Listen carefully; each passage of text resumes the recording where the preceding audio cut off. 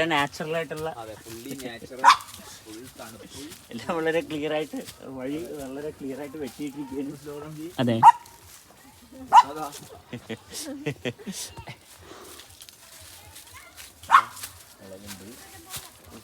ഇവിടുത്തെ ടെർഫ് ഇട്ടിരിക്കുന്ന സാധനം കാണണം.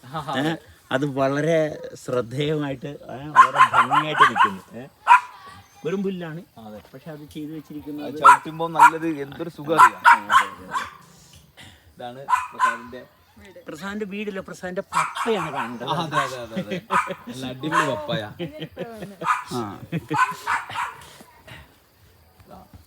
ഇതാണ് പ്രസാദിന്റെ കൊട്ടാരത്തിലേക്ക് നമ്മൾ കയറുകയാണ്. നല്ല അടിപൊളി പപ്പ സൂപ്പർ പപ്പ.